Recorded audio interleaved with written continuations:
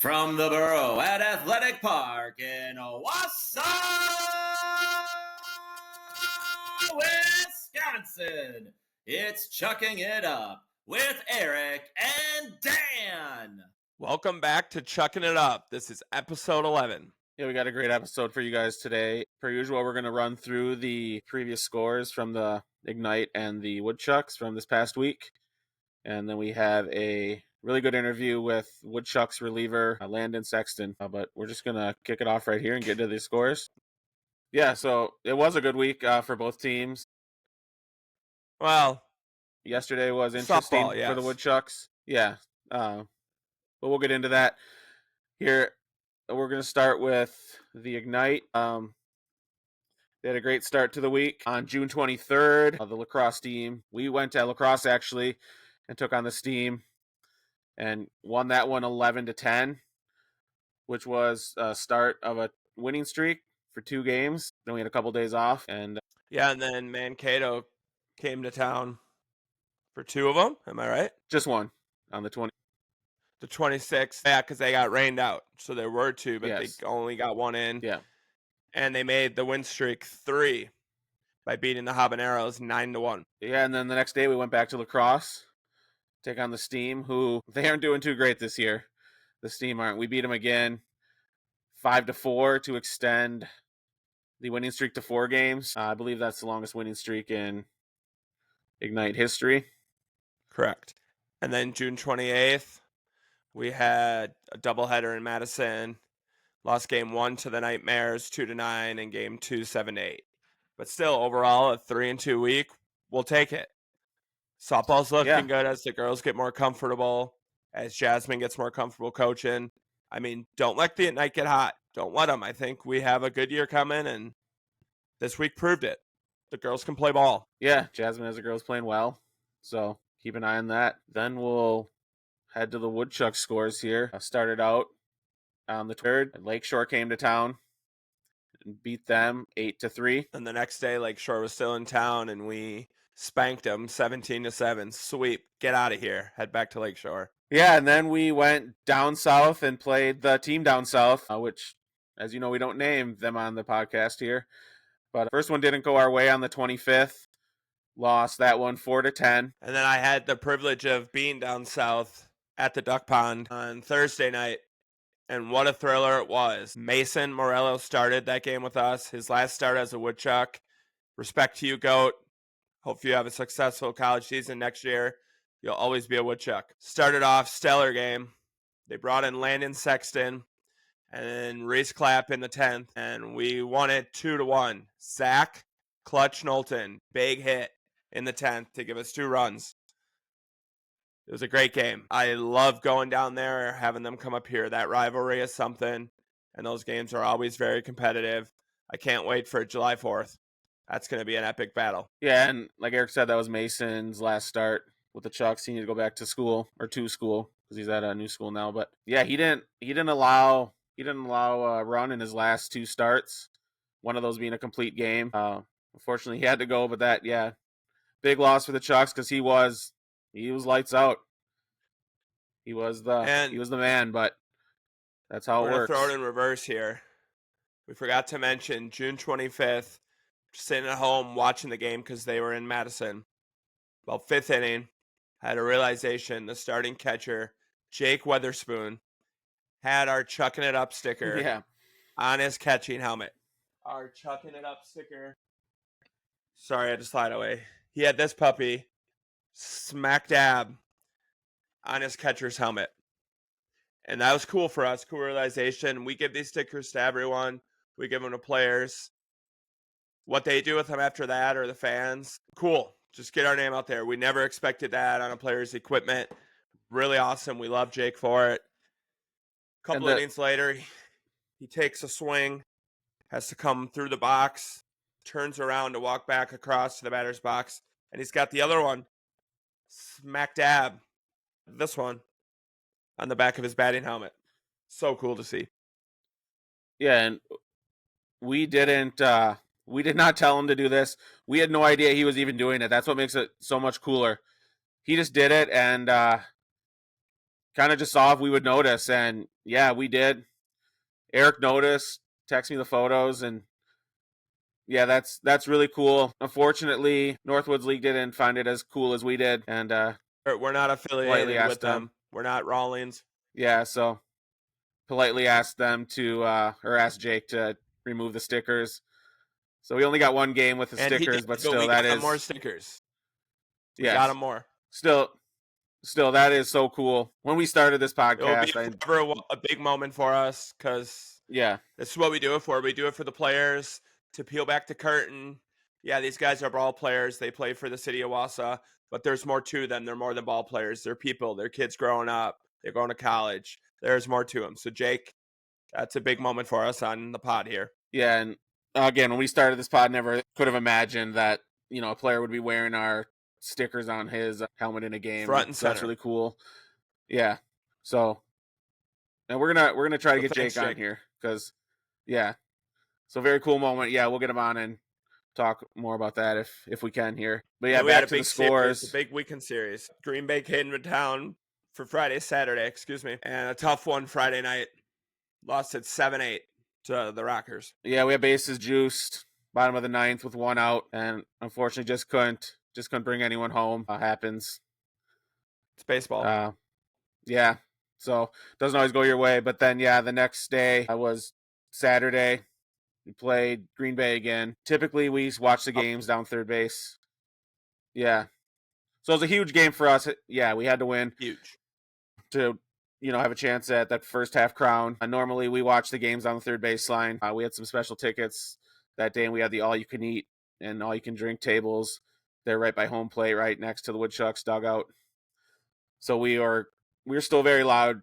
We were just louder from a different place in the ballpark. And yeah, if you were there or even heard about the game, one of the most ridiculous games I've ever seen as a sports fan. Not even just a Woodchucks game or a baseball game. Just absolutely ridiculous. And first off, the interference call with Max Solis on first.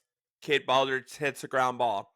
First off on that, I don't care if you're a Rocker fan. I don't care what you are. Go watch the replay. I don't know how much farther Max Solis has to peel off. Does he need to be in right field? That didn't affect the play at all. And for the umps, the shortstop and second baseman, what I heard, they started talking, and the ump must have heard them, or they asked the ump. Then the umps met and made the call. It's like, so you didn't think it was interference on the fly, but since you were asked about it, let's talk about it, and maybe it was. And yeah, and mind you, this isn't the major leagues. There's no instant replay. They cannot go back and watch the play. So they called it in real time. No interference. Nothing. They did not call interference in real time. But after the Rockers asked for it and they had a little meeting, all of a sudden it becomes interference. Again, they didn't go look at the play. So what changed?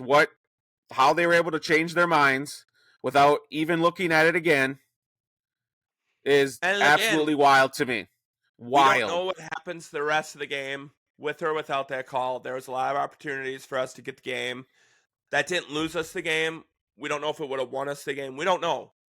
But it did change that inning. But what I loved most is our manager, Corey Thompson. This is why we love this guy. He went to bat for his boys. Went to bat for them. He knew he was probably going to get thrown out. He went to bat for them. He knew it was a horrendous call.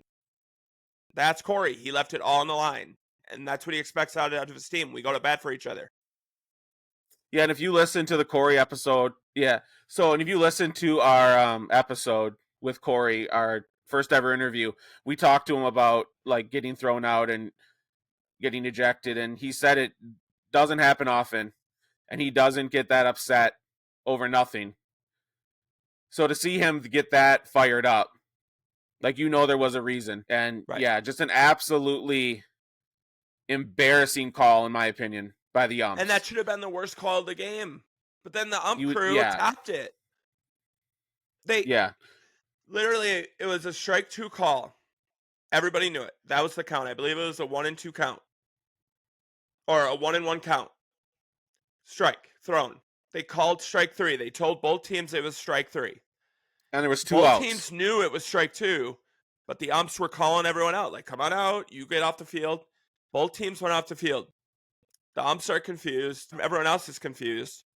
They have their meeting again, their famous meeting, and say, since we're behind home plate, they said, we are going to redo that one.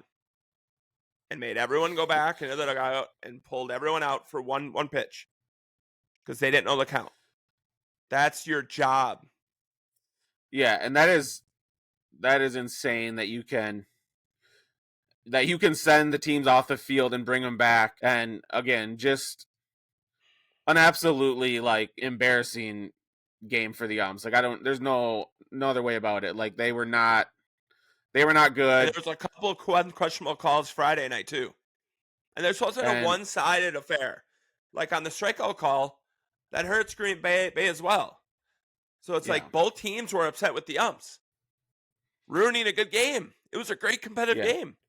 Yeah, for 2 really good teams, and again, not the reason the Woodchucks lost whatsoever. We're not saying that. We're just saying the won. Yeah, we're just saying that like it was a very, very bad day for the Woodchucks or the umpires. For balls and strikes. How do you forget the count? I don't get how that happens. Like even if you do it. Yeah, we talked to several players after the game, and they've never seen an ump forget the count. Like even if you do forget the count, there is a huge scoreboard that you are staring at that you can look up and see how many strikes there are. Like to send the teams off the field, pull them back on, like our 3 batters coming up the next inning, the guy up to bat, the on deck, and in the hole, they were all warming up. That's how far the teams were off the field. And then they're like, we're going to redo that one. But enough of that game. Green Bay, congrats to you. You got us in the first half. It's your ass in the second half. Kenosha was in town on Sunday today, and we won in walk-off fashion 9-8. Yeah, so another winning week for the Chucks. Obviously couldn't secure the first half crown, but it wasn't for lack of effort. Chucks are still doing really good, and there's a second half. But so I know how much the second half means to these guys. I was talking to Jake Birkeland today. You didn't see him today. I don't think you're going to see him tomorrow, but he told me today from his mouth he will not miss a game in the second half if he can help it. So he will play every game in the second half and leave it all on the line. They're not just up here for a summer of baseball. They want to win it too. And that's why we love the boys. Yeah, we were in it. We had a chance. I just couldn't get it done. A lot of potential. And just be ready this week. July 1st is the start of the second half. There will be a lot of new faces come in and faces you're not going to see again. So, like Mason left. He started in Madison on Thursday. He was gone on Friday. They're here today and gone tomorrow. So, yeah, we talked to him, and he didn't want to leave. He loved it here, but he had to go to a wedding with his lady. So, and he's still the GOAT. And always be a friend of the pod there. And so gear up for that second half, and then one more thing. Speaking of friends of the pod, so if you heard the Max Galvin episode, we got him connected with the author of the book about the Woodchucks, who he's the character in. We sent him those. He autographed them and then sent them back. And he included this autograph ball from the NCAA championship. It's the first piece of memorabilia for the pod. So we now have a Hall of Fame for memorabilia. Yeah, chucking it up Hall of Fame. Anytime we get anything. I've heard rumors that Mason Morello might be sending us some gear from his college. So we're just gonna keep it together, and so don't forget to hit the subscribe button. We love subscribers. You can find us Spotify, Apple Music, YouTube, anywhere you listen to podcasts. But hit that subscribe button. We really appreciate it. Yeah, and these hats are really popular. We've given away 2 of them. We've had a lot of people inquire about how they can get one. We are going to have a limited run for sale. Once we get those in, we'll post about that. So if you want one, get in on that, because from what we've been asked about, and they might go quick. So if you want one, and also keep an eye out for more giveaways. We got some stuff that we're going to keep doing that and giving back to all you fans and everyone who supports us. That's why we do it. We do it for the boys, we do it for the coaches, and we do it for you, the fans. We're just peeling that curtain back, getting you guys more of an inside look and behind the scenes of these guys. They're more than just our ball players. So, yeah, and real quickly, I just want to mention, on Saturday, it was a lot of tensions were high with the calls and all that, and we were cheering really loud. We were next to the bullpen, or next to the dugout. We were under the stands, and there's some people up there that were stomping their feet on those metal bleachers, and we were cheering, and that was awesome. So whoever that was, like, you guys really brought it, and we made it loud. The Burrow's rocking. We could have a great home field advantage. The Burrow needs to always be rocking. We need the second half. So that was awesome. Yep. But without further ado, we're going to toss you off to Landon here. So we'll see you guys. Peace. Joining us next on the pod is my brother's favorite player. If you know, you know. It's Landon Sexton. How's it going? Hey, what's up, Landon? Welcome to Chucking It Up. Thank y'all for having me. For those that don't know, a couple years ago I bought a number 31 jersey from the Woodchucks team store, and that's Landon's number, so he's my favorite player. It was just fate, I guess. Yeah, that's right. So yeah, you're a relief pitcher for the Woodchucks, obviously. Yes, sir. Did you play third base in high school? I did. Okay. Played a little bit everywhere in high school. Okay, I read that, and I wanted to make sure that was correct. So it's probably what you played with the Charlotte Megastars as well. Yeah, I did play third base with the Megastars. And pitched. Yes, sir. So how long did you do both before you decided on one? Well, like I really wanted to continue to do both. That summer after your junior year of high school, when it's time to start getting recruited and start making decisions, I had a really bad slump, and my travel ball coach, Jeff, he quit telling people I hit. So ended up being a PO once I got to school freshman year at Spartanburg Methodist. So have you always been a relief pitcher then once you committed to pitching? Well, I was a starter in high school, which I mean, like, kind of like everybody is. And then in college is where I kind of found the bullpen, figured out my way in there. And I've had a couple of starts here and there, but I've mostly been out of the bullpen for sure.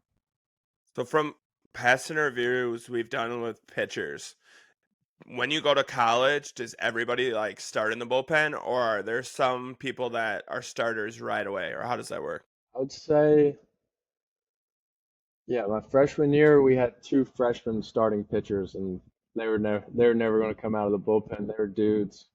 So I would say, like, some people get to be a starter from the get-go, and then some kind of work their way out of the bullpen by doing well and having long appearances. Did you have interest in starting when you got to college, if that was an opportunity, or were you just, content with relief? Yes, sir. At one point, I really did want to start, but it's kind of however I can get the ball, I'm cool with. And I see you have like a few saves here and there, but have you always just been like kind of a middle relief type of guy versus like closing or anything like that? Yes, sir. I'm not real fond of closing. That's a high stakes role there. Is that the reason you just don't like the pressure, or?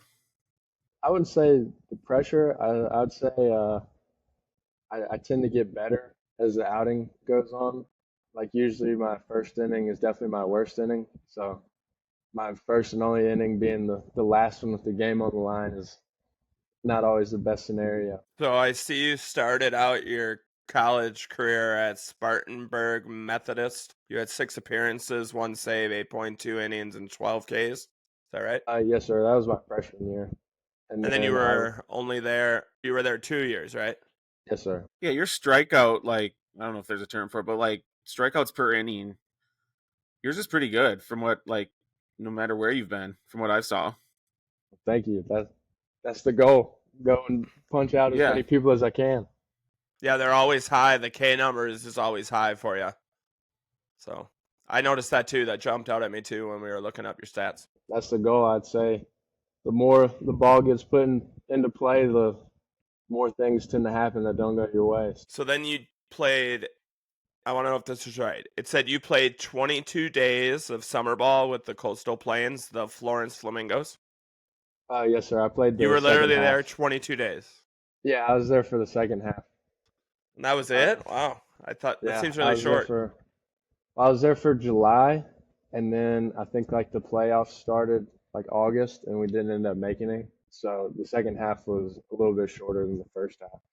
And how And does that league compare to the Northwoods League, which you're in right now? honestly, from what I've seen so far, the Northwoods is definitely better. I also was only there for the second half. Like I saw a lot of really good guys go home for the summer, so I can't be like too biased about it. But so far, like it's been a really cool experience and a lot of really good competition here. And how did you get connected with the Woodchucks? My pitching coach at USC Upstate, Coach Hoffman, he sent Corey my number, and me and Corey connected, and I decided that I wanted to come play here. Had you heard of the Northwoods League prior to that? Yes, sir.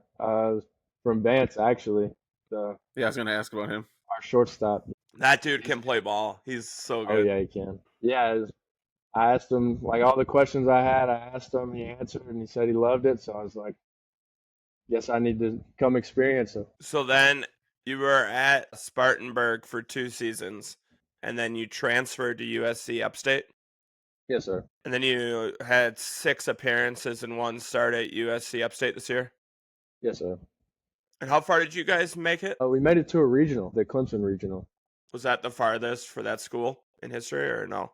Yes, sir. That was the furthest it's ever been, and I was lucky enough to be a part of the team that won the first conference championship and went to the first regional. It's pretty cool. I didn't end up going to the regional though. I didn't end up making the roster, but it happens. So if you were asked to start, like say there's injuries or just something, and they said, "Hey, we need you to start today," could you do that, or is that like a different mindset to get into since you're so used to just throwing a couple innings in relief? Honestly, I'd say probably like the least amount of time I had to think about it, the better it'd be. It's definitely different being a starter and a reliever. Like reliever, you're just kind of like, hey, let's go get hot. You never know when you're going to throw. And then like a starter, they kind of have like their week planned out, and there's like a lot of room to overthink things, I would say. But yeah, completely down to start, do whatever. Yeah, like Kalamazoo, you came in through 4 innings, only 2 hits, you gave up 0 in runs, and you struck out 8. So that was a pretty long outing for you. Yeah, and I came in behind Sam, right? Yeah, I think it was Sam. Yeah, that was Sam's game. Yeah. And he had a really good 4 innings right before me, and then I think it went to Tucker and then Keegan for the ninth. Do you prefer throwing, maybe an inning or two, or would you rather go a little longer, 4 or 5 maybe? Or does it not matter? It doesn't really matter. I like to eat up as many innings as possible. Like the longer relief things are, I feel like a great role for me. And then there's been a couple times where I've kind of been like a setup guy, like a inning or two, and then hand the ball off to Reese, which is fine with me. That guy shuts it down. He's good. Never gonna be sad about having to hand the ball off to him. So the other night when you guys were in Madison, on the broadcast they said he's the best closer in the Northwoods League. You agree with that? I think so. I haven't seen anybody that shuts it down like him. Our bullpen's pretty good this year all around. Like, speaking of that Madison game, let's not forget you had 3 innings and 0 hits, struck out 4. So, I mean, and then who was after you? Or before you, maybe? Mason, and then to Reese. Yeah, so Mason to you to Reese. You guys shut it down that night. Yeah. Mason. The GOAT. The GOAT. The GOAT. He went in, did his thing, got later in the game. He'd faced the lineup a couple times. They handed the ball off to me with, I think, a runner on first, no outs. Ended up finishing that inning and then 2 more. And Corey's like, "You feeling all right?" And the usual me would be like, "Yeah, like throw me back out there." But I was honestly worn out, and I knew Reese was down there warming up for a while. I was like, "Give the ball to Reese. Let him do his thing." Yeah, so speaking of Mason, so what is that like when he's obviously been lights out, especially his last 2 starts. He hasn't even allowed a run. What is that like when he just, like on Friday he just left, like he had to go. Is that like chemistry wise? Is that tough to deal with? I know you maybe not haven't experienced that too much, but I would say, I mean, yeah, like he ate up a lot of innings and put us in a good bit of situations to win some games. So it's definitely gonna be hard to like find somebody to replace that role. But like his time came. His school needed him home. Didn't want him to wear his arm out, and yeah, it sucks that he had to leave. But at the same time, like, at a certain point, you do have to go home, listen to your school. And how's that on a team side, the revolving door? Like, how do you guys deal with it as a team? Because, yeah, you guys who are here still have to go play the games, and you guys are all here and you want to win. You don't want to just go out. You're not just going out there to get film. You want to win. So how do you keep that team chemistry rolling with all these new guys coming in and going out? I'd say like everybody that comes in, like everybody says what's up. Everybody kind of gets to hear their story and everything. Like I was welcomed with open arms my first day, and that's how it looks like it's been for everyone else. So I'd say like this team is easy to get along with. It's easy to make friends, and I think that keeps us going for sure because it's just easy to build chemistry like very quickly, which is kind of what you need with people heading in and out every other day. yeah, when like players do have to leave, like is there times where like they don't know they're leaving and they just have to like maybe just text the group chat like, hey guys, I'm out, like doesn't even have a chance to tell you guys that they have to leave, or do you know? I mean, a lot of the times it's like a mutual thing. Like it's hey, my school wants me back. Hey, I got my innings. Hey, I got my at bats. Sometimes we've had some guys whose bodies are starting to give out, so they need to go like address that at home. So I'd say like we do get like time to say goodbye and wish everyone the best. And like the great thing about it is we all have phones. We have a group chat, so Yeah. we all stay in there. We keep in touch. Yeah, so I've got a question about yesterday's game. Obviously, a lot going on there. First of all, have you ever had an ump that didn't know how many strikes there were? Have you ever seen that before? Not since probably like 12U travel ball maybe like the random Okay. umps that would show up. Right. And the next thing, so obviously after the interference call, which was ridiculous, but we don't need to get into that. Corey obviously very upset and got tossed. I can't remember because there's a lot going on, but were you already in at that point pitching when he got tossed? I went in the half inning before, and then that half inning we were hitting, he got tossed, and I went back out. Okay, yeah. So how is that when all that goes on? How do you go back out there? Your manager gets tossed. There's fans are going nuts, upset. How do you go back out there then and get back into the right mindset and get back into the game and just do your job with all that emotion going on from everyone? I mean, it fired me up for sure. Corey Corey goes after the umps for us, so we don't have to, and he makes sure that like if call went the wrong way and it really affects the game, like he's gonna let them know about it. He cares about us. He cares about us winning.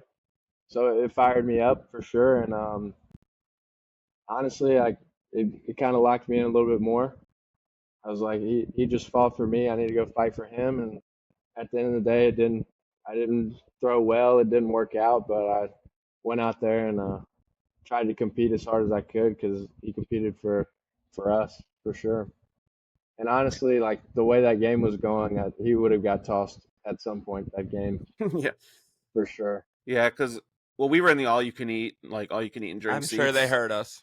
and they had just did the last call for food, and I just gotten a hamburger, and I was mid hamburger when that happened, and I couldn't even go back to that. I didn't even finish it, so I was curious how you did it. Obviously, your job's a little tougher than eating a hamburger, but that was wild. Yeah. So how about when you get pulled into a game and you've got guys on base that you're not responsible for? What's the mindset look like there? Save my teammates' ERA because I know they wouldn't have wanted to give up the runs while they're in, so it should be the same for me. I shouldn't want to give up those runs either. I feel like I do take it personally when I give up their runs. Like it's not just oh, that doesn't affect my ERA type of thing. Like I do take it personally. Yeah, like the goal is to go out there, get the inning over with, and hopefully as less damage as possible. So, as we know, you're in the transfer portal. What would you tell the scouts, these other coaches, on what kind of player the person, like they can see the talent they're getting. They can see that with their eyes. But what kind of person, leadership, and a locker room guy are they getting out of Landon Sexton? I feel like I'm a highly competitive person. Feel like I'm competitive in everything I do, whether it's just like playing a video game or it's bottom of the ninth, bases loaded. Like I'm ready to go for whatever, and I like to think I'm a pretty good teammate as well. I can't speak too much to that because that's like a opinion. But I try to be friends with everybody. I try to make sure everybody's good, and yeah, I love to cheer on the teammates as well. So you grew up in South Carolina. What major league team did you root for? Since there's not one Uh, in South Carolina. the Braves, the Atlanta Braves. My dad's a huge Braves fan, and then my uncle and my grandpa are Yankees fans. So not Did to you have a not to player you modeled your game after or looked up to growing up? for a pitcher, no. But as a kid, I was always like I want to be a middle infielder. So like Brandon Phillips, Robinson Cano, Dansby Swanson, like those highlight tapes were always rolling. I was always trying to get their gloves and everything. They're like custom A2Ks and everything. I always thought that was cool. Yeah. So what do you think of the schedule in the Northwoods League, playing all these games in so few days? I think it's tough for sure. I think it's tough for like especially like a win streak type of thing. Like there's only so many arms, and can't throw everybody every day. So that comes into effect. But I think it's awesome as well. Like we're playing every day. Like you lose the day before. Hey, we're back in the morning. BP, another game. Like there's not much time to sit on things. So I like that a lot for sure. Did you have to make any changes on how you prepare yourself, your body with this type of grind? I would say not really, honestly. Like being a bullpen guy, you try to be hot like every day. So I'm still lifting, doing mobility, throwing pretty much every day, and I'd say just like trying to stay healthy is the main goal. Trying to stay ready to go. Do you have a pre-game routine that you follow every game? I do like the same set of like mobility and stuff as like my pre-game throw, but like for when I'm going into the game, I try not to like work too much about it like throughout the day because I never know when I'm going in. I like to once they say, "Hey, Landon, let's go get to a one," which means go stretch and everything. I'll go grab a piece of watermelon extra gum, start chewing on that. I have like a little like pocket cross in my bag that my mom gave me. I like to put that in my back pocket and like put my bracelets in my back pocket. And everybody always thinks I have like a can of something in my pocket, but it's just my bracelets. And then I usually have like a song going in my head that I'm just like kind of like replaying in my head the whole time, and that's about it. Because you never know how much time you're going to get warm. Like sometimes you'll have all the time in the world. Sometimes it's hey, we need you to throw a couple warm up pitches and see how it's going, and then like tell us when you're hot. Whatever happened to your teammate Max? Wasn't he supposed to come up here? Max Oh, Bianchini? oh yeah. He ended up throwing, I think, upwards of 50 or so, maybe innings this year. So a little too many to kind of continue into the summer. Which I mean, I'm pretty sure he was stoked to come too, and it just kind of came down to like, hey, like it's not a great idea Right. to continue to throw with that many innings. The college season's more important for you guys. Yeah, because he was Sucks for us up also here, but we understand. yeah, because he was also a bullpen guy, so it wasn't like a set out schedule, 50 innings. It was like a inning here, 3 innings next day, maybe 2 innings in a midweek, something like that. It was very like sporadic. So do you have an idea, like every game, like if you're gonna pitch that night, like if you went the night before, you like, okay, I probably won't go tonight, and do you prepare Uh, differently? Yeah, so like the cool thing about here is like they let us have a say. Like some coaches are kind of like, hey, I need you to throw today, I need you to throw tomorrow, whatever. But like here we have a say. Like we'll have like our roster up in the dugout, and we have like our markers, and we have like green, blue, and red. And green's like, yes, put me in the game. Blue's like, I'm not feeling the greatest, but I could definitely go out there and compete, get an inning or two. And then red's like, arm's not feeling it. I need to be shut down for the day. So usually, if I'm anywhere in that like green area, and it comes down to it, I start to kind of mentally prepare, and then like they're also really good about like communicating, like, hey, like we're thinking about going to you today or saving you for tomorrow and stuff like that. So have you ever had to put red? Like you just weren't.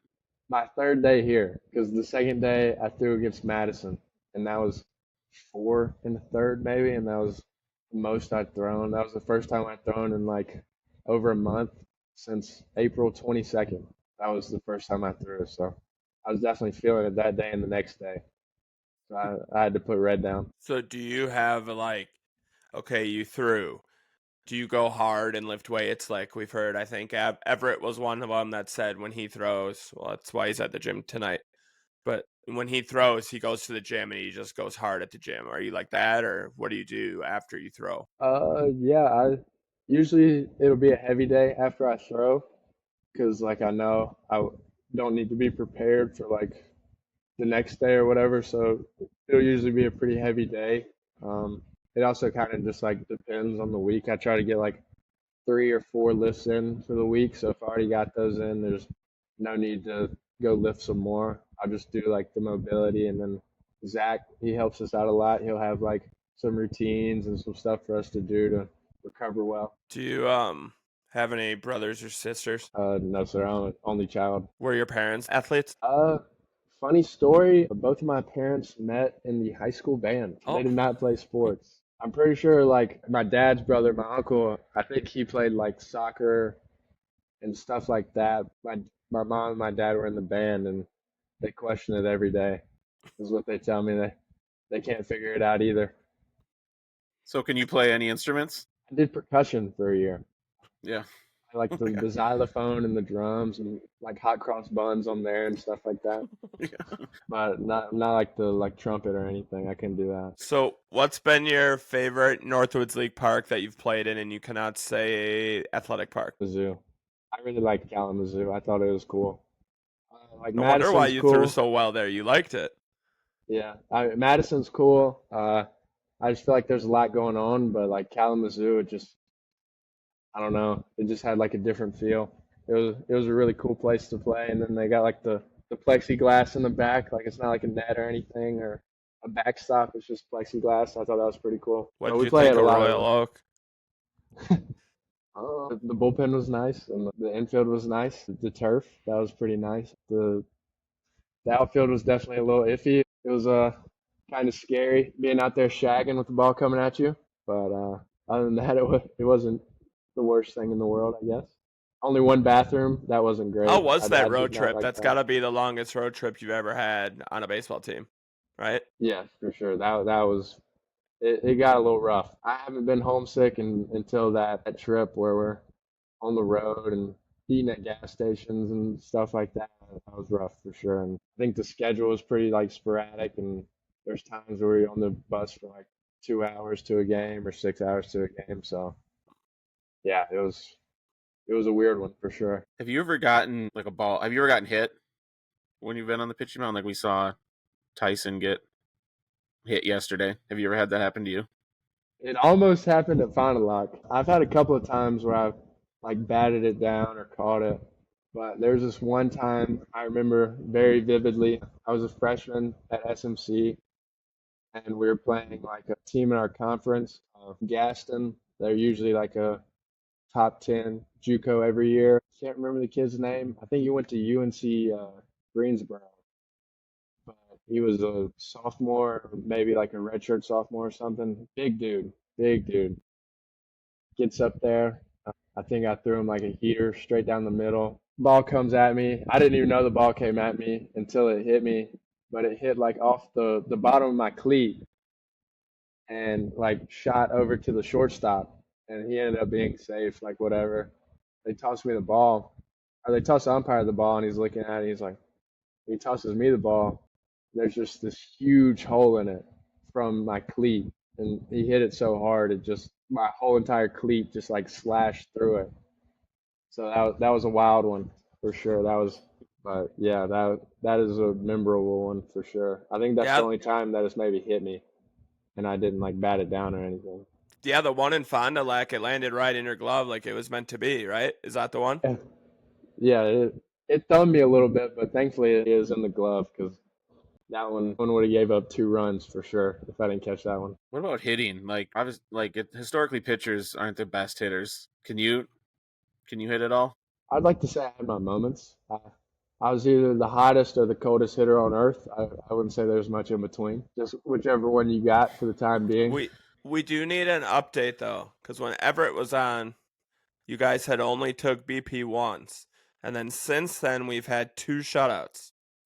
So We can haven't you got give any pitchers us a BP. take on who's the best hitting pitcher on the team for the Chucks? I honestly haven't been here for pitchers BP. I've really been wanting it. If I had to guess though, who would be the best one? It's not Sam. I asked Sam about it. He said he was a PO Mason. in high school. Mason, maybe, yeah. Mason could hit Maybe pretty well, but I mean, he's maybe not there anymore. Everett. I know Potts hit for a long time. I feel like Nate Langbein. I think he's got to have some power, some juice. I think I could get a couple out. Not a lot, but maybe a couple. So did you play other sports in school, in high school, Um, in high school, my or freshman year, just baseball? I played football my freshman year. I ended up breaking my arm the first game of the season. I got like tackled and like landed on the ball weird. I ended up being able to come back for like the last 3 games though. But after that, I was just like, no more football. And then my junior year, my friends really wanted me to play You basketball, so I played a little bit of basketball junior year. But yeah, we had like a church league from where I was from. Like a bunch of your friends would get on a team and go play, and I like doing that. That one was really fun. So did you get involved in the Woodchucks basketball games at the Y's and stuff? Yeah, I got involved in the one in Detroit when we were at where was that? Where was that? The Royal Leprechauns. Oak, I think, Yeah, is the one by Royal. Detroit. Yeah. Yeah, I played in that one. Wasn't wasn't a huge score, but I was playing defense and passing the ball around. Not one of my better showings on the basketball court for sure. If you had to pitch for like a teammate in like a home run derby, are you able to just serve up some meatballs that they can just send right out of there? Oh yeah, I'm a really good BP thrower because a lot of my friends at home Yeah. they're also like hitters, so it's a lot easier to just text them, hey, can you throw with me? Because they don't care how far they're throwing that day. They don't have recovery days or whatever. They just grab the ball and throw it. So a lot of the times, like the stipulation is I throw in BP afterwards. So I've gotten pretty good at it, I'd say. What was your host family experience like? Just coming to some random town in Wisconsin and living with a family you've never met before? Oh, I would say I was definitely worried about it. You never know. I got here, Al met me in the airport and welcomed me with open arms. Got in the car and we talked, and it's been great so far. They're really cool host family, and they have snacks for me and stuff. And I got my own bed so far. I found out I get a roommate Tuesday, which I don't know. It's going to be an adjustment because I've just had the whole half of the house to myself so far. But So when you were in the Coastal Plains League, did you have a host family or no? yes, sir. I lived with so it was like a family and like 2 kids, and then the the lady's dad literally lived like right beside him. So I lived with the dad, and then I had a roommate. He was from Oklahoma. He lived with me in there, and then one of my friends from home actually lived in the other house. So I know you mentioned you had a part of your pre-game routine or whatever. You have a song in your head that you just keep going over. Is that the same song every time? So far, it's been "Two On" by Tanashi. It's supposed to be my walkout song, but I haven't heard it yet. But that's just kind of what's rolling in my head. It's pretty catchy. Not much to like have to remember. So if you had to pick like one song, just get you pumped up and get you fired up, would that be the one? I'd say that one keeps me loose. one that like gets me fired up. It's this song called "Money Funny" by Jace. Not a very well-known rapper, but I listen to a lot of Jace, and he has a song called "Money Funny." I think I listen to it, especially when we're on the bus. I listen to it like right before I take my headphones off every time. So what did you think of Athletic Park when you first saw it? Like when you first got to the stadium, is it what you were expecting or? No, not at all. I honestly like I went in the locker room. Like I didn't. You could like see like the outskirts of it from the locker room, like when you're walking in. But I kind of went in the locker room and did whatever, and then like okay, time for BP. And I walked out the door, and I was kind of like, wow, because there's like where y'all stand down third baseline. What's that called? Like the like upstairs thing. Oh, the Spirus deck? Yeah, like that's really cool. And then there's the like hangout place by the first base, and the stands are also like really high up. It feels like so that was really cool, and it's just a really nice field in general. One of the like nicer ones I've ever played on. Yeah, it didn't always look like that. That's just in like the past, I don't know, 10 years. 10 years probably. Yeah, they did it in like Phases. in stages. Yeah, so every year they just did some more. Like where the park is, like that whole area, Yeah. that used to be just houses. That wasn't even there. So Okay. Yeah. it's really cool what Mark's done with the. Yeah, it's The really field. nice for sure. How's playing on the turf? What do you think of that? As an infielder, I was a really big fan of it. As a pitcher, not a really big fan of turf mounds. They just feel like they have like a squishy feeling to them. Like on dirt, you kind of like just kind of like land and stop. They have like a squishy feeling, and then also I'm like a big like my hands get slippery. I'll grab some dirt, rub it, and then rub it on my pants, and I have to make sure there's a rosin bag every time we're at home, just so I have something to like get on my fingers while I'm out there and dry them up. Yeah, so this is we end every time with this one. If you've listened to any episodes, you've heard it. But is a hot dog a sandwich? I would say no, because like the sandwich, Oh boy. Yeah. the sandwich is like two buns. Like maybe if you rip the hot dog bun and put it like that, maybe. But yeah, I'd say it's just a sandwich because it's got two separate Yeah. buns. Like the hot dog's just the one bun. Yeah, we agree. We agree. So we're on a run now of no's. We started with a run of I yeses. think we're on and now 5 straight. Yes. Yeah, 5 straight Or no's. no's. Yeah, and we agree with that. All right. Well, Okay. thanks for your time. Thanks for joining us on the pod. We really appreciate it. But we'll see you at the Burrow. Yes, sir. Thank y'all for having me.